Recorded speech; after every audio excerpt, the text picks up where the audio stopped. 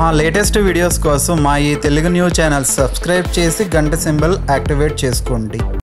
సాధారణంగా కొంతమందికి వ్యాపారపరంగా లేదా వ్యక్తిగతంగా శత్రువులు ఉంటారు. అలాగే వారికి ఆ శత్రువులతో నష్టం వాటిల్లుతుందని భయపడుతూ ఉంటారు.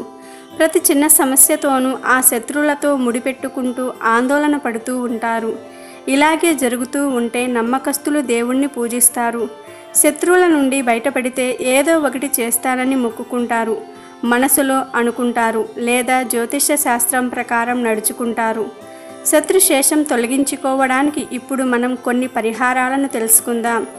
మొదటగా శత్రుశేషం లేకుండా ఉండడానికి పంచదార, ధనియాలు, మిరియాలు మూడిటిని పొడి చేసి నీళ్ళల్లో కలిపి తులసి చెట్టు లేదా రావి చెట్టు ఇంకా ఏదో ఒక దేవతా వృక్షం మొదట్లో పొయ్యాలి. ఇదే విధంగా వారం రోజులు చేస్తే ఫలితం కనిపిస్తుంది. కానీ నీళ్లు తాజాగా ఉండాలి.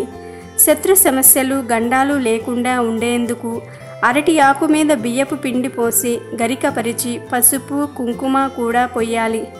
ఒక మట్టి ప్రమిద తీసుకొని దానిలో నువ్వుల నూనె పోసి దీపం పెట్టాలి. ఆ దీపాన్ని గణపతి స్వరూపంగా అనుకొని అష్టోత్తర పూజలు చెయ్యాలి. ఇలా వారం రోజులు తప్పకుండా చేస్తే శత్రు సమస్యలు, గండ దోషాలు అనేవి ఉండవు అని జ్యోతిష శాస్త్రం చెప్తుంది.